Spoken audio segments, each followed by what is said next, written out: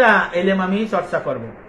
আপনারা তখন বুঝতে পারবেন যে আসলে যে তাসাউফের এলেমটা কি, শরীর পাকটা কি। এই যে তওবা তওবা করি, এই তওবার এলেম যদি আমি না জানি তাহলে তার তওবা হবে না, তওবার দরজা হাসিল হবে না। আর তওবা যদি আমি না করতে পারি আত্মাও পবিত্র হবে না। কারণ আত্মা পবিত্র করার মুনজিয়াতের প্রথম মাসলা হলো তওবা। কারণ তওবা আমাদের মসজিদে, বিভিন্ন মসজিদের ইমাম সাহেবরা বলে তওবা করো ভাই, আস্তাগফিরুল্লাহ পড়ো, কান্নাকাটি করো, কান্নাকাটি করে আল্লাহর কাছে মাপ চাও, আল্লাহ তোমার সব গুনাহ মাফ করে দেবে। অথচ আমি হারাম খাইছি, আমি সুদ খাইছি, আমি ঘুষ খাইছি, ঘুষের বাড়ি করছি, ঘুষের বাড়ির মধ্যে শুয়ে আছি, ঘুষের টাকা দিয়ে মসজিদ বানাইছি, আমি আমার বোনের সম্পত্তি মারিয়ে দিছি, বাপ ফুপুর সম্পত্তি মারিয়ে দিছে, দাদার ভাইয়ের সম্পত্তি মারিয়ে দিছে, দাদার বোনের সম্পত্তি মারিয়ে আমার বাপের থেকে আমার কাছে আইছে। অথচ আমি রাস্তার পাশে বাড়ি করে রইছি, রাস্তায় যে ইট হয়, পাথর হয়, আইনে আমার ঘরের মধ্যে রাখছি, উঠোনে দিয়ে রাখছি। অথচ এই বিষয়ে আমার খোঁজ নাই। আমি সম্পত্তি মানুষেরকে লিখে নিছি, আমি হারাম কাজে নিজের নিয়ত রয়েছি, আমি অপরকে ঠকাইছি, এই বিষয়গুলো আমি খোলাসা করলাম না। অথচ ইমাম সাহেব বলতেছে কি তওবা করো। ও ভাই বলো আস্তাগফিরুল্লাহ রব্বি মিন কুল্লি যামবি ওয়া তুবু ইলাইহি লা হাওলা ওয়ালা কুওয়াতা ইল্লা বিল্লাহিল আলিয়্যুল আযীম। ভাই এটা জবানি তওবা। এই জবানি তওবা সগীরা গুনাহ দূর করে, কিন্তু আপনার কবিরা গুনাহ দূর করে না। ভাই আমার, আপনাদের একটা কথা বলি, যদি আগে আমাদের এলাকায় আমার ফুফতো ভাই ছিল আইনুল শরীফ, নাম চিনেন? বরাসুর আইনুল ভাইকে বাড়ি কুয়া ছিল, কুয়া। আমরা ছোটবেলায় যেতাম, দেখলাম ইন্দারা কয়, বিশাল ইন্দারা, মারে দেখলি ভয় করত। ওই দিয়া মানে দড়ি দিয়ে দিয়ে পানি উঠাইত।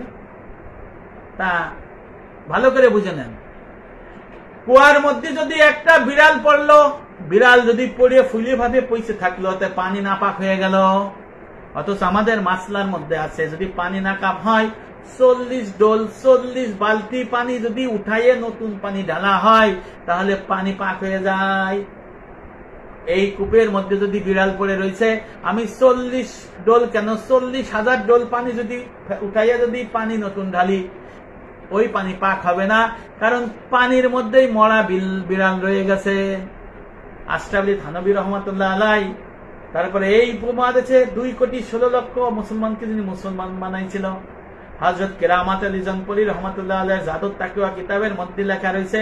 মুজাদ্দিদ আজম হযরত হাতেম আলী রহমাতুল্লাহ আলাই দুধলির কিতাবের মধ্যে লেখা আছে, যতক্ষণ পর্যন্ত ওই কূপের থেকে মরা বিল্লি না তোলা হবে এবং পানি 40 জন না তোলা হবে, ততক্ষণ পর্যন্ত নতুন পানি দিলেও ওই পানি পবিত্র হবে না।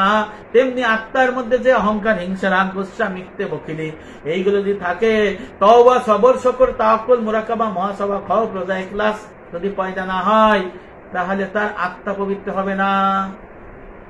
দেখছেন নি? তাহলে আত্মা পবিত্র করতে গেলে আত্মার অসৎ স্বভাব বর্জন, সৎ স্বভাব অর্জন। ওই যে পচা মরা ওই কুয়ার মধ্যে ওই বিল্লি উঠাইতে হবে, এবং বিল্লি উঠানোর মাসলা হলো এই ইলমে তাসাউফের মাসালা। তাহলে তওবার মাসালা আছে ভাই, ফরজ মাসালা। জবানি তওবা নয়। এই তওবা যদি শিখতে হয় তাহলে ইজালাতুহা ফারদুন আইন ওয়ালা ইউমকিনু ইল্লা বিমারিফাতি হুদুদিহা ওয়া আসবাবিহা ওয়া আলামাতিহা ওয়া ইলাজিহা। 60 ধারা মাসলা শিখতে হবে। হুদুদ কাকে বলে, আসবাব তার কারণ কি, আলামত কি এবং চিকিৎসা কি, আর ইলমে তাসাউফ কাকে বলে, ওয়া ইলমুত তাসাউফ ওয়া হুয়া ইলমুন ইউরাফু বিহি ওয়া আনওয়ারুর রাযাইল ওয়া কাইফিয়াতু ইকতিসাবিহা ওয়া আনওয়ারুর রাযাইল ওয়া কাইফিয়াতু ইস্তিনাবিহা। এই যে আত্মার মধ্যে সৎ স্বভাব যেটা, এই শ্রেণী বিভাগ জানে ওজনের উপায় জানা যায়, সেই ইলমটা আলোচনা করব। এই আত্মার সৎ স্বভাবের প্রথমটা হলো তওবা। তওবা কাকে বলে? তওবা হলো আপনার গুনাহ থেকে ফিরে থাকা, জাহেরি এবং বাতেনি সমস্ত গুনাহ থেকে ফিরে থাকা, মাকামে বোধ থেকে মাকামে করবের দিকে রুজু হওয়াকে তওবা বলে। অর্থাৎ জাহেরি মানে দেহের ইবাদত বন্দেগী, আর বাতেনি মানে হিংসা, অহংকার, রাগ, গুসা, মিথ্যা, বকরি, তওবা, এই সমস্ত বিধিবিধান পালন করতে হবে, যেন বিধিবিধান থেকে দূরে না থাকি, আর এই গুনাহ থেকে ফিরে থাকতে হবে। আর একটা বলা হয়েছে মাকামে বৌত থেকে মাকামে করবের দিকে রুজু হওয়াকে তওবা বলে। মাকামে বৌত কি? বান্দা যখন গুনাহ করতে থাকে আল্লাহর সাথে বান্দার দূরত্ব তৈরি হয়, বান্দার সাথে এক প্রকার আল্লাহ পর্দা পড়ে যায়। যখন আল্লাহর পাকের হুকুমে তওবা হাসিল হয়, তওবা করতে থাকে, তখন মাকামে বৌত থেকে আস্তে আস্তে মাকামে করব দিকে রুজু হয়, মানে তার গুনাহ সরতে থাকে আর আল্লাহ পাকের সাথে তার মাঝখানে পর্দা সরে যায়। কি বলা হয়? মাকামে করব। মাকামে বৌত থেকে মাকামে করবের দিকে রুজু হওয়াকে তওবা বলে। ভাইরা আমার, তওবা করতে গেলে গুনাহ চিনতে হবে। গুনাহ 3 প্রকার। এক হলো শিরক গুনাহ, তওবা করে ছেড়ে দিতে হবে। আর এক প্রকারের গুনাহ হলো হকুকুল্লাহ, আল্লাহর হক। আল্লাহর হক কয়টা? এলেম, আকাইদ, তাহারাত, নামাজ, যাকাত, হজ, রোজা, জিকির ও দোয়া, কোরআন শরীফ তেলাওয়াত, তারতিবিল আওরাত, মৌলিকভাবে 10টা আল্লাহর হক। এরপরে আসার একটা গুনাহ আছে হকুল ইবাদ, বান্দার হক, বান্দা ও সৃষ্টির যে হক, এই বিষয়। তাহলে শিরক গুনাহ হলো তওবা করে ছেড়ে দিতে হবে যে আমি আর শিরক গুনাহ করবো না, আল্লাহ মাফ করে, ধারে কাছে যাওয়া যাবে না। আর আল্লাহর হক যদি থাকে তাহলে কাজা কাফারা, যদি নামাজের কাজা থাকে, রোজার কাজা থাকে, যাকাতের কাজা থাকে, হজ থাকে, এগুলো করে দিতে হবে, আদায় করতে হবে। তাফসিরে মারুফুল কোরআন সৌদি আরবে প্রকাশিত মাওলানা আব্দুল ইমরান মুফতি সাহেবের কাছে আছে, মাওলানা হযরত মাওলানা মুফতি হাফেজ কারি রাকিবুল ইসলাম যশোরী সাহেবের কাছে আছে। 1388 পৃষ্ঠার মধ্যে লেখা আছে, হযরত আলী রাদিয়াল্লাহু আনহু বলেছেন 6টা জিনিস সন্নিবেশিত না হলে তার তওবার দরজা হাসিল হয় না। তাওবা নসুহার আয়াতের মধ্যে লেখা, সূরা তাহরিমের। এখানে লেখা রয়েছে 6টা জিনিসের মধ্যে লেখছে যে আল্লাহর হক যদি বাকি থাকে, নামাজ, রোজা, হজ, যাকাত, কাজা, কাফারা আদায় করে দিতে হবে। আর বান্দার হক যদি আদায় থাকে, পাওনাদারকে দিয়ে দিতে হবে, নাহলে ওয়ারিসকে দিতে হবে, নাহলে মরে গেলে আল্লাহর বিধান মতে কিতাবী ভাতে ফেরত দিতে হবে। তারপর আরো বিধিবিধান আছে। শিরক গুনাহ থেকে যা যা বললাম সেগুলো করলে তার তওবার দরজা হাসিল হবে। বলছেন কিনা? হযরত আলী রাদিয়াল্লাহু আনহু, হযরত আলী সাহাবা। এরপরে বলা হয়েছে যে হকুকুল্লাহ, আল্লাহর হক, এর কাজা কাফারা আদায় করতে হবে। যদি কেউ বলে কাজা কাফারা নাই, সে ভুল করছে। কাজা কাফারা, কাজা নামাজ আদায় করা ফরজ আইন। কাজা নামাজ অস্বীকার করা, সে মুসলমান থাকবে না। কাজা নামাজ স্বীকার করে না পড়া সেটা এমনি ফাসিক। তাই যাদের রমজান মাসে যারা আসছেন, যাদের বালেগ হওয়ার পরে এই পর্যন্ত কাজা নামাজ বাকি আছে, তারা কাজা নামাজের নিয়ত করে নামাজ পড়বেন, নফল পড়বেন না। তাহাজ্জুদের নিয়ত করবেন না, আসরের সুন্নতে জায়েদা পড়বেন না, নফল পড়বেন না, কাজার নিয়ত করবেন। তাতে আপনার সওয়াব হবে কি? নফলেরও সওয়াব হবে, ফরজ আদায়েরও সওয়াব হবে। এই নামাজ তরক করার গুনাহ 2টা। একটা হলো নামাজ কেন আদায় করেন নাই আর দেরি থেকে করলেন।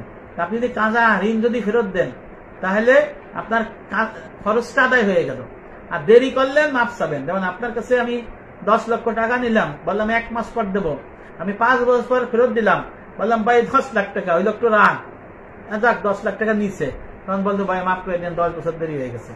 তাহলে সে আপনারা মাফ করবে না, আপনারা মাফ করবে। এই নামাজের কাজা নামাজটা এরকম। আল্লাহ রসুলকে এক সাহাবা জিজ্ঞেস করলেন, ইয়া রাসূলুল্লাহ, আমার মা হজ না করে মারা গেছে, হজের ওসিয়ত করে গেছে, কি করব? মুফতি ইমরান ভাই জানে, আর আমাদের উনি তো জানেনি। আল্লাহ রসুল বললেন, তুমি আগে হজ করো, হজ করে আবার ওইটা করে দাও। আবার রোজার কথাও বললেন, এটা বলছে এটা ঋণ, তুমি কি তোমার কাছে ঋণ পেলে ঋণ দিবা না? এটা আল্লাহর ঋণ। নামাজটাও আল্লাহর ঋণ, এর দেহের ইবাদত না, আল্লাহর ঋণ। কাজা কাফারা আদায় করতে হবে। এরপরে বান্দার হক, এই জায়গায় দেখেন আত্মা পবিত্র হবে কেমন করে। আহা, বান্দার হক বলতে কিছু টাকা পয়সা, টাকা না, যার কাছে টাকা আনছেন, ঋণ আনছেন, কষ্ট আনছেন, ফেরত দিয়ে দেবেন, মাইরে দিয়েছেন ফেরত দিয়ে দেবেন, যতক্ষণ পর্যন্ত তার সাথে পরিষ্কার না হবেন। আপনার নামাজ বাদ, রোজা বাদ, হজ বাদ, গিলাপ ধরে কানবেন, মরে যাবেন, চোখের পানি ফেলাইয়া, যদি ওই চোখের পানি রক্ত হইয়া আস্তে আস্তে যদি খাল হইয়া, নদী হইয়া, যদি সমুদ্র হয়, এ নামাজ কবুল হবে না। মানুষের পাওনা পরিশোধ করতে হবে। যদি কেউ টাকা নাই, তার টাকা ফেরত দিতে হবে, পরিষ্কার। সে যদি মারা যায়, তার ওয়ারিসকে ফেরত দিতে হবে। সে যদি ওয়ারিসও খুঁজে না পায়, তাহলে আল্লাহর ফরজ কাজে ব্যয় করতে হবে, এলো মাসলা। আবার মাপ চাইতে হবে, তার দোয়া করতে হবে, নিজে সওয়াব পাবেন না। পরের টাকা যদি আপনি সৎকা করে দেন সব তার নামে হবে, আপনি ফারে করতে হবে।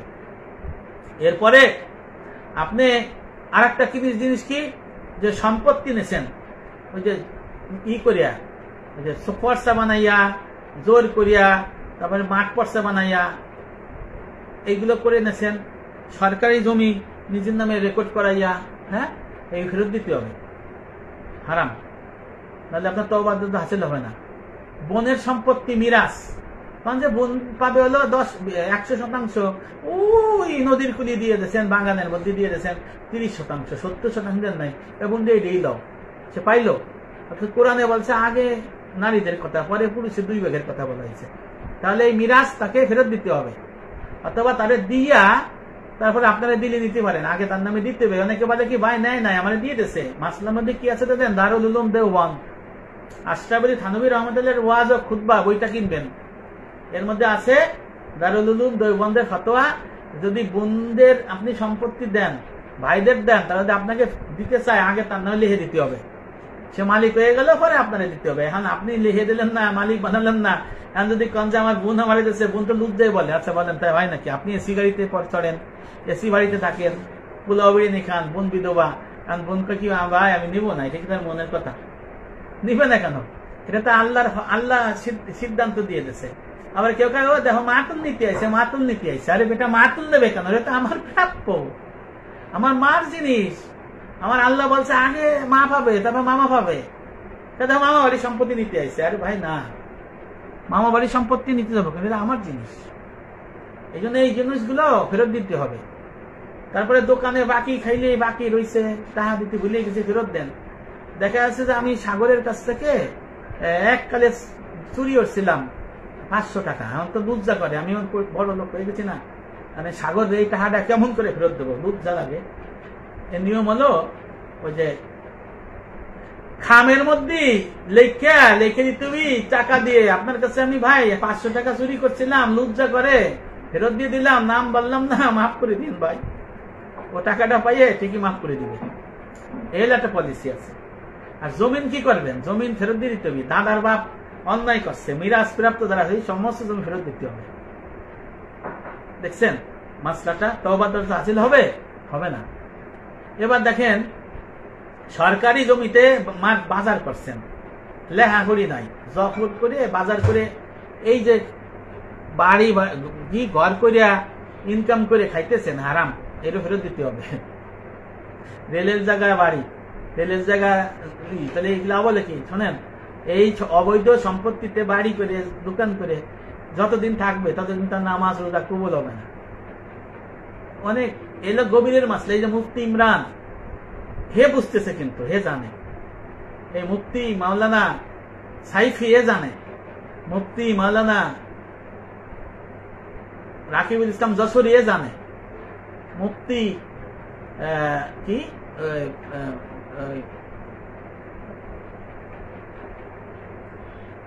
আর এক মুফতি সাহেব সেও জানে, কিন্তু আমরা সাধারণ মুসলমান তো এর গভীরতা জানি না। এলেম না শিখলে হবে না। আপনি এই মাসলা যদি আমার মুফতি ইমরান যদি জুম্মায় প্রকাশ করে দেয়, আল্লাহর কসম জমি নিয়ে গোলমাল হবে না, টাকা নিয়ে গোলমাল হবে না, মানুষে অত্যাচার করবে না, মানুষকে নির্যাতন করবে না।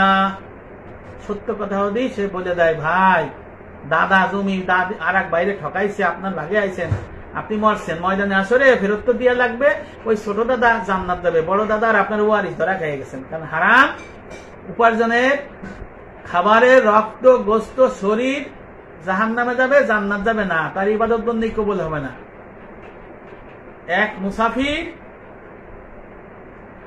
আল্লাহর কাছে দোয়া করতেছে, আল্লাহ রাসূল বললেন, ধুলি ধূসরিত উষ্ঠ চেহারা নিয়ে 2 হাত তুলে আল্লাহর বলছে, ইয়া রব ইয়া রব ইয়া রব, হে আমার রব, আমার দোয়া কবুল করুন, আমাকে ক্ষমা করুন, মূল কথা আমার বন্দেগী কবুল করুন। আল্লাহ রাসূল বললেন, তার দোয়া কবুল হবে কেমনে? তার পোশাক হারাম, তার খাবার হারাম, তার পানীয় হারাম, তার শরীর হারাম। অর্থাৎ দেখেন ফাইনাল করে দিছে, তাহলে তওবার দরজা কেমনে হাসিল হবে? এই জন্য বান্দার হক আপনার ফেরত দিতে হবে। ঘুষ, যারা ঘুষ খায়, আল্লাহ রসুল বলছেন, মুসলিম শরীফের হাদিসের মধ্যে আল্লাহ রসুল বলছেন, যে ব্যক্তি ঘুষ খায় সে আমার সম্প্রদায়ের অন্তর্ভুক্ত নয়। এর মাসলা মুফতি সাহেব আছেন, উনি জানেন আমার সম্প্রদায়ের অন্তর্ভুক্ত নয়, তার মানে সে মুসলমানই না। আসলে ফিকের মাসলা এইভাবে আসে নির্যাস, সে মুসলমানই না। যে ঘুষ খায়, আল্লাহ রসুল বলছেন যে ঘুষ খায় সহিহ হাদিস, সে আমার সম্প্রদায়ের অন্তর্ভুক্ত নাই। ঘুষের সম্পদ যার আছে সে অন্তর্ভুক্ত নাই, ঘুষের মিরাজ প্রাপ্ত পাইছে সেও অন্তর্ভুক্ত নয়, এরম পরম্পরা যাইতে থাকবে সেও অন্তর্ভুক্ত নয়। তার মানে সেও মুসলমান না। এখন নামে মুসলমান থাকবে কিন্তু কামে থাকবে না। আল্লাহ রসুল বলছেন যে ঘুষ খায় সে হলো বিশ্বাসঘাতক। আল্লাহ রসুল বলছেন যে ঘুষ খায় তার পক্ষ থেকে আল্লাহ রসুলের লানত। আল্লাহ রসুল বলছেন যে ঘুষ খায় সে বেঈমান হয়, মুনাফিক হয়, সে তার মধ্যেই থাকে না, কি বলে কৃতজ্ঞতা থাকে না। দেখছেন, ঘুষের টাকা ফেরত দেবেন কেমনে জানেন? বাবা পুলিশের চাকরি করছে, 5,000 10,000 বেতন পাইছে, বাড়ি করে দিয়ে গেছে, মানে 5 তলা মার্কেট দিয়ে গেছে, মালিক আমি না। এখন অনেকে মনে করতে পারে এই মালিক আমি, আমার বলে হালাল। আরে ভাই, আমি তো হারাম নিয়ে আসি। বাবা তো কবরে পাইনেট খাইতেছে, ময়দানে আসলে তো দোজখে যাবেই, আর আমারও বিপদে ফেলাই গেছে, আমি বাবার হারাম মিরাজ নিয়ে হয়েছি। এই জন্য এই মিরাজের সম্পত্তি হারাম, আমিও হারাম উপভোগ করতেছি, আমার বউ বাচ্চাও খাচ্ছে, এও হারাম, আমার সব হারাম, কোন ইবাদত কবুল হবে না। হাদিস শরীফে আছে ময়দানে হাশরে আল্লাহর কাছে সর্বপ্রথম ঘোষণাকারী ঘোষণা দেবে, কে আসো তোমাদের হক আমানত বুঝে নিয়ে যাও। তখন দৌড়ে যাবে, যারা পাবে তখন বলবে হে আমার রব, এই আমার পিতা, এই আমার বড় ভাই আমাদের হারামের মিরাজ দিয়েছিল, হারাম সম্পত্তি দিয়েছিল, হারামের টাকা দিয়েছিল, হারাম খাবার খাওয়াইছিল, হারাম উপার্জনের খাবার খাওয়াইছিল, এর বিচার করেন, কারণ আমাদের ইবাদত বন্দেগী কবুল হয় না। হারে মুফতি ইমরান ভাই, আপনি আলোচনা করবেন, আমাদের ইবাদত বন্দেগী কবুল হয় না। আমার লেখার মধ্যে আছে, খুঁজে নিয়ে আমি পাঠাবো আপনাকে। কবুল হবে না তখন, হাদিস শরীফে আছে, তখন বিচার দাবি করবে। আচ্ছা বলেন তো, এই ঘুষ খাইয়ে আমি আমার বউর খাওয়াবো কা, ছেলেরে পড়াবো কা, ছেলেরে খাওয়াবো কা, এই ঘুষ খাইয়ে আমি 5 তলা বাড়ি করে যাবো কা, গাড়ি করে যাবো কা, বিলাট করে যাবো কা, এই কবরের মরার সময় তো আমার জাহিলিয়াতের মৃত্যু হবে, তাহলে কি হবে বলেন তো? বিরাট মুশকিল না? এই ঘুষ করতে গিয়ে মুক্ত হওয়ার উপায় কি জানেন? উপায় হলো এই ঘুষের টাকা আল্লাহর ফরজ কাজে, আল্লাহর ফরজ কাজে, মসজিদ না, কিন্তু মসজিদকে দেওয়া যাবে না, মসজিদ বাদে অন্যান্য ফরজ কাজ আছে, শরিয়াতের বিধান অনুযায়ী সে ফরজ কাজে সৎকা করে দিতে হবে সওয়াব ছাড়া। মনে করেন ইমরান সাহেব একটা আইতিমখানা করছে, একটা মাদ্রাসা করছে, হ্যাঁ, এবং একটা সৎ কাজ করতেছে, এর সেই টাকা সব দিয়ে দিতে হবে ঘুষ করে টাকা। আবার সে দেখবে 8 শ্রেণীর ব্যক্তি আছে, সে নিয়ে ওই 8 শ্রেণীর ব্যক্তিকে দিয়ে দিবে, সে দিবে, তারে দিবে, মাওলানা রাকিব হোসেন যশোরীরে দেবেন, তারপরে অলিউল্লাহ ফাটোয়ারি ওই যে আছে লাইনে, উনি বাংলাদেশের উলামা পরিষদ সেক্রেটারি, ওনার কাছে দিবেন। তাহলে ওনারা এইগুলো শরীয়তের বিধান মতে এই সৎকা করে দিবে। আর আমারে দিলি তো আমি ভালো করে বুঝবো না, হ্যাঁ, আপনিও বুঝবেন না। ঘুষ থেকে মুক্ত দিলে 5 তলা বাড়ি আছে আপনার, এই বাড়িও ফেলে দিতে হবে। আপনার মার্কেট আছে, ঘুষের টাকার মার্কেট, এটাও আপনার দিয়ে দিতে হবে। আরে ভাই, কেন দেবেন জানেন? মরার সময় আপনার যে জাহিলিদের মৃত্যু হবে, কবরে এক নতুন প্রজাতি দেখা যাবে, নতুন জাতি, এটা চেনবেন না, ভয়ে অস্থির থাকবেন, মারপিট শুরু করবে, সাপ এসে কামড়াইতে থাকবে, আযাব দিতে থাকবে, চিৎকার চেঁচামেচি করতে থাকবেন, কবর সংকীর্ণ হয়ে যাবে। আবার প্রতিদিন জাহান্নাম জান্নাত, জাহান্নাম দেখাবে সকাল দায়িত্বে বিকেলে। আবার ময়দানে আসরে আসছেন সাহেব হবেন না, পাগলের মতো থাকতে হবে। ঘুষখোর সুদখোর থাকবে পাগলের মতো, হ্যাঁ, এদের অবস্থা ভয়াবহ হবে। শুকুরের আকৃতি ধারণ করবে, বান্দরের আকৃতি ধারণ করবে। সে কারণে এই থেকে ওই চিন্তা করলে সুদের বাড়ি ছেড়ে দেন, ঘুষের টাকা ছেড়ে দেন। ওই ইমরান মুফতিরে কাশিমি যারা ঘুষখোর, তারা ওই ইমরান মুফতির কাছে যাবেন, ওই মুফতি আর যে কাশিমি বলে দেবে এটা হাকি করতে হবে। স্বীকার করেন, স্বীকার করে বলেন ভাই আমি ঘুষ খাইছি, কি করব? ওই সর্দার সাহেবের বেটাতে এই কথা করলো শুনলাম, আমার একটু বাঁচান। আমি ইমরান সাহেবকেও বলবো আপনি আলোচনা করবেন, ঘুষখোরের ঘুষ ছাড়ার উপায় আমার লেখার মধ্যে আছে, নাহলে আমারে বলো, আমি প্রিন্ট করে পাঠাই দেবো। আপনি জানেন, আমি জানি। তাহলে দিলে আপনি এই ঘুষের থেকে ফারেক হইলেন। এবার সুদ, আরে ভাই সুদখোরের চেহারা হবে শুকুরের মতো। শুকুরের ময়দানে আসলে 10 শ্রেণী মুসলমানকে 10 শ্রেণীভুক্ত করবে। আমি হাদিসটা আজকে গতকাল তারা লাইভে আলোচনা করছি। তার মধ্যে সুদ যে খাবে এর চেহারা হবে শুকরের মতো। হ্যাঁ, বুঝছেন না অবস্থা? এবং সে পাগলের মতো উঠবে, উদ্ভ্রান্ত পাগল, এবং সে তো জান্নাত পাবে না। এই সুদ করে কি করতে হবে? মূল টাকা রাখে সুদের টাকা, সুদের বাড়ি, সুদের মার্কেট, সমস্ত কিছু পায়খানার টাট্টি এই কাজে ব্যয় করে দিতে হবে আবু জাহেলের বাড়ির মতো।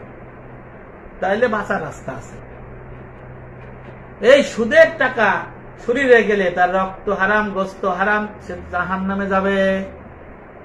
এই সুদের টাকা দিয়ে মসজিদ বানানো যাবে না, এই সুদের টাকা দিয়ে মাদ্রাসা বানানো যাবে না, এই সুদের টাকা দিয়ে যদি যাকাত দেয় সে কবিরা মুসলমান থাকবে না।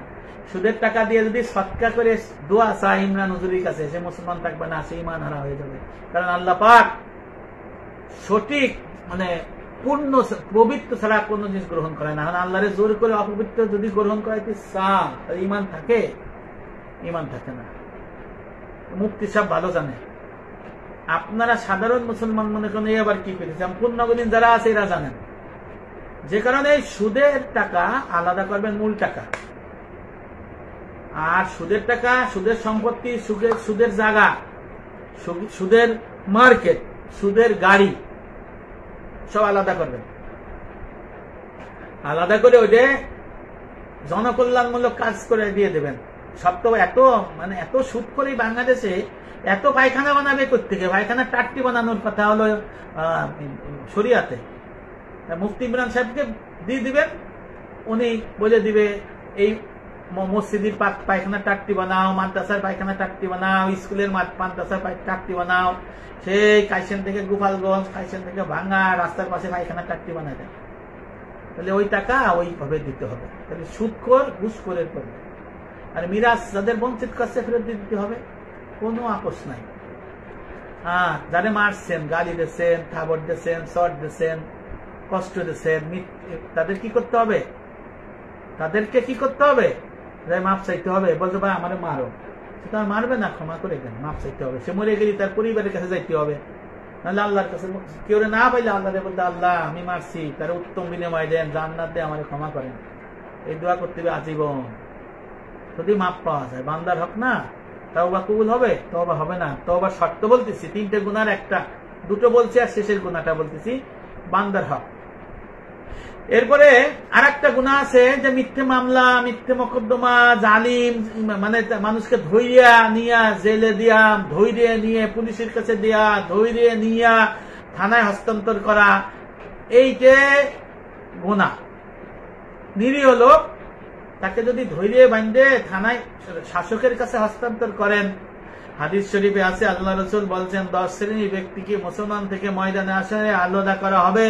ওই 10 শ্রেণীর ব্যক্তির মধ্যে এক ধরনের ব্যক্তি যারা নিরীহ মানুষকে ধরে শাসকের কাছে দিয়ে মিথ্যে মামলা, গ্রেফতার, নির্যাতন, অত্যাচার করায়, এদেরকে আল্লাহ পাক বলছেন এই শ্রেণীর ব্যক্তিকে ময়দানে আসরে আগুনের শুলে চড়ানো হবে। নাউজুবিল্লাহ। তা এই কথা যদি বলে, সে কি আর এইসব করবে? করবে না। এবার মিথ্যে মামলা যদি কেউ করেন, এলো বান্দার হক নষ্ট। মিথ্যে মামলা নিয়ে যদি কেউ মরে, সে সারা জীবন আল্লাহর গজবে পতিত হবে। নাউজুবিল্লাহ বলেন।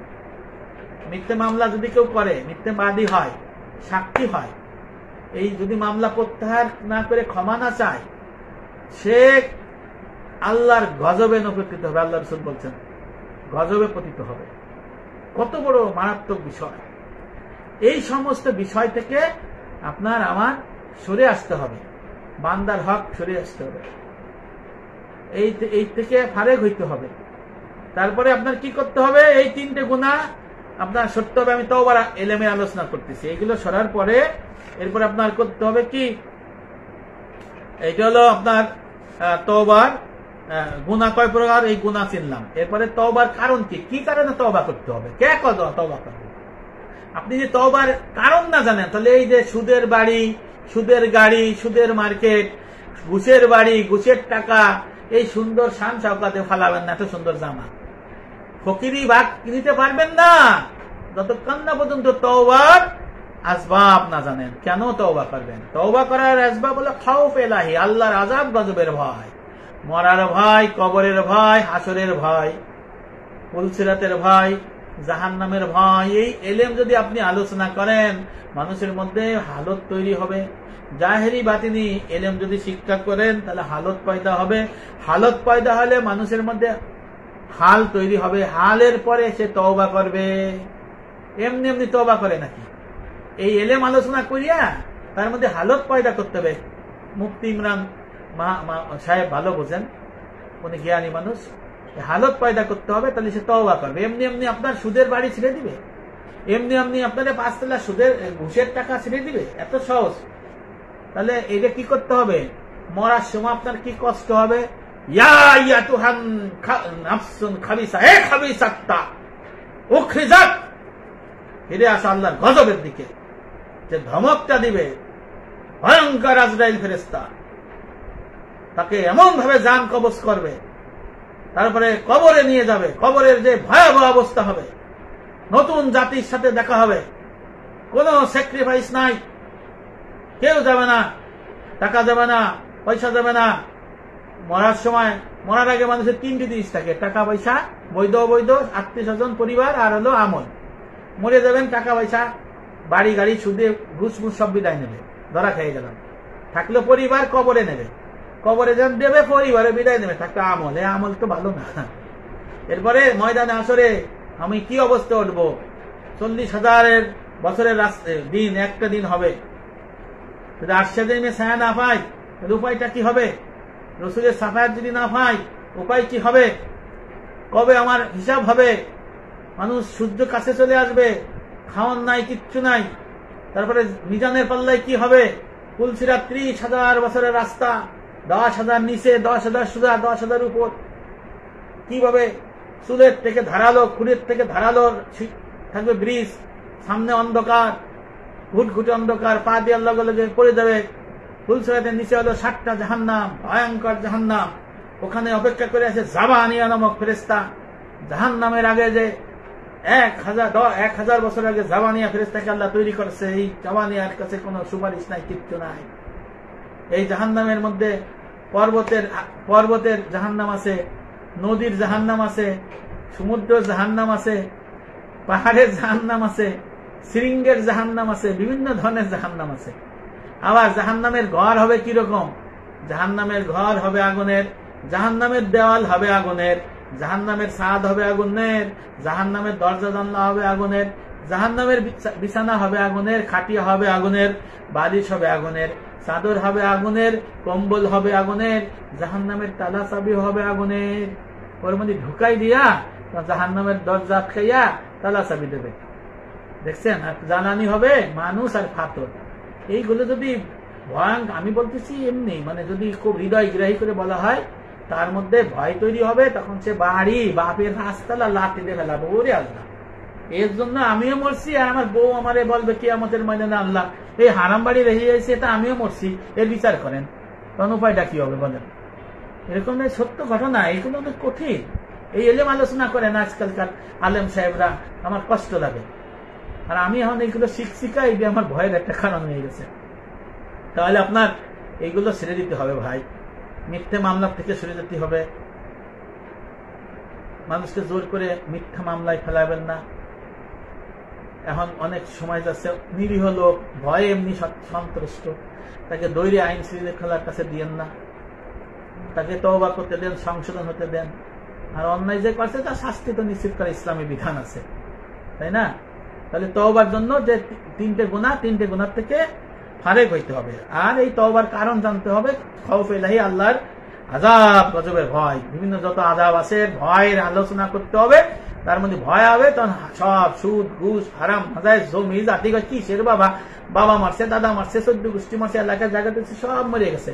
কাশিয়ান স্কুলের শিক্ষক আমার স্যারেরা 2-3 জন বাদে সব মরে গেছে। আমার বন্ধুরা সব ম্যাক্সিমাম মারা গেছে, অনেকে মারা গেছে, মুরব্বীরা মারা গেছে, প্রতিদিন লোক মরতেছে। এই সব চিন্তা ভাবনা করলে এই সব ছেড়ে দিবি যে আমার দরকার কি রে বাবা? দরকার আছে? দরকার নাই। এরপরে আপনার আমি আগে বলছি যে তওবার আলামত কি? আলামত কি? তওবা মানে কি করলে আপনার তওবা বুঝবেন যে আমার তওবা হইছে? একটা আলামত লাগে না যে একটা ওষুধ খাওয়াইলাম, ওষুধ খাইলে ওর মধ্যে একটা প্রতিক্রিয়া দেখা যায়। যেমন ক্ষুধার্ত লোক ক্ষুধায় মরার মতো দিচ্ছে, খাবার খেলে একটু তাজা লাগে। এই যে আমি পানি খাবো, এখন পানি পান করবো, বিসমিল্লাহ। পিপাসার্থ ছিলাম, চেহারাও ফ্যাকাশে ছিল, পানি খেলাম, একটা ভাব আসলো। তাহলে তওবা, আপনি এমন কাজ করলেন, তাহলে কি করলে বুঝবেন যে আপনার তওবা হয়েছে? এক হলো জিকির বিত্তয়াত, অর্থাৎ পরিপূর্ণ দিন ইসলামের এলেম, আকাইদ, তাসুফ, ফিকহ, ইবাদত, মুআমালাত, মুহলিকাত, মুনজিয়াত, দেহহত্যা, মালের বন্দেগীর এলেম আছে, শিক্ষা করা, আমলে নিয়ে আসা। 2 নম্বর হলো আল্লাহ বলছেন ইন্নাল মুত্তাকিনা ফি জান্নাত হুদাল লিল মুত্তাকিন আল্লাযীনা ইউমিনুনা বিল গায়বি ওয়া ইউকিমুনাস সালাতা ওয়া মিম্মা রাযাকনাহুম ইউনফিকুন। 3টে বন্দী করতে হবে, দেহ, আত্মা, মাল, এই বন্দী করতে হবে। 2। এরপরে বলা হয়েছে যে হকদারের সমস্ত হক পাওনাদারের পাওনা দিতে হবে। যেমন আল্লাহর পাওনা, নামাজ, রোজা, এগুলো কাজা থাকলে কাজা কাফারা আদায় করতে হবে।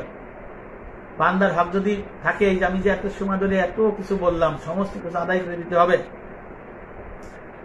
গীবতেরও হক আদায় করে দিতে হবে, গীবত করলেও মাপ চেয়ে নিয়ে আসতে হবে। এই সব করলে বুঝবেন যে আপনার মধ্যে আর সমস্ত গুনাহ থেকে ফারেক থাকতে হবে, দূরে থাকতে হবে। তাহলে বুঝবেন যে আমার তওবা হাসিল হয়েছে। আর পূর্ণাঙ্গ দিনের কাকে বলে, দিন কাকে বলে?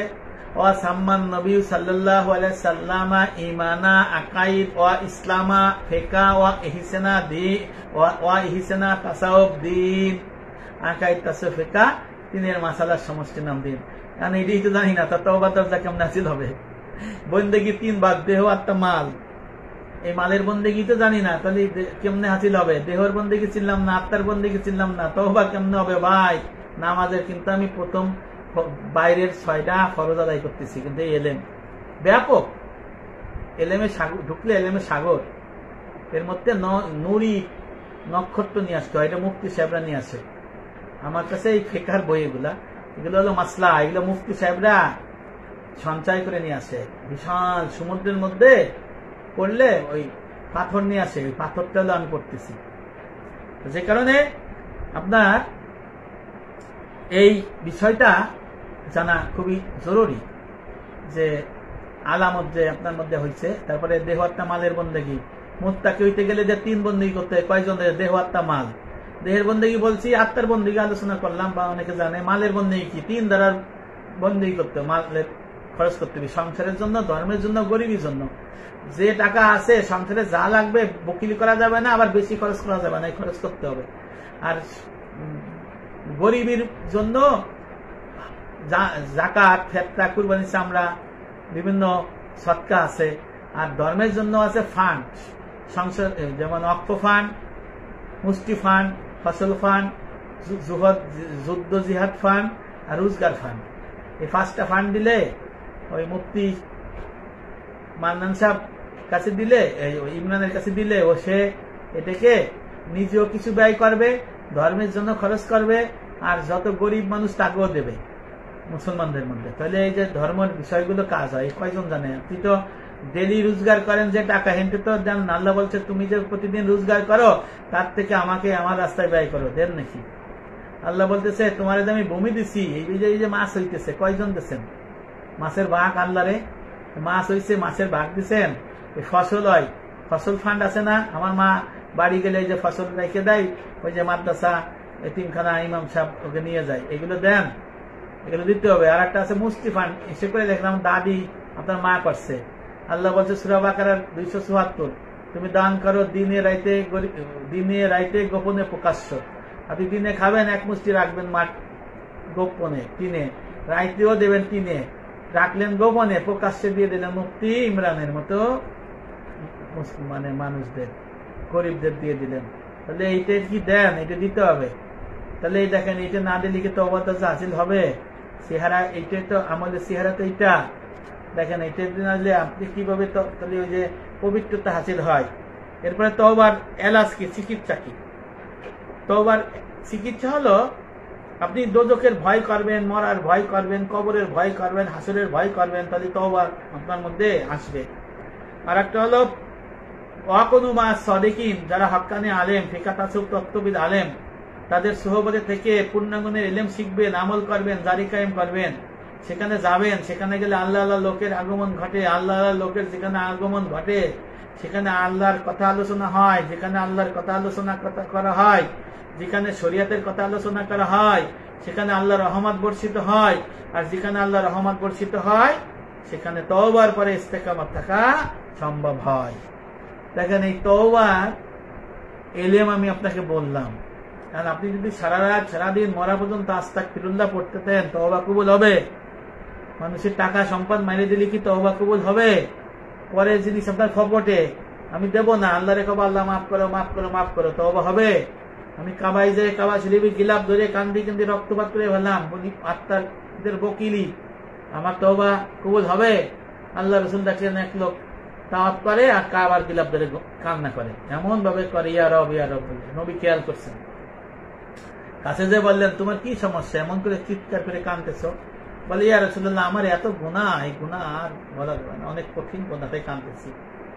তোমার কি গুনাহ, এমন গুনাহ, এই গুনাহ কি এরকম? মূল কথা আছে এই জমিন থেকে বড়, বড়, তোমার গুনাহ কি আসমানের থেকে বড়? হ্যাঁ তারও বড়।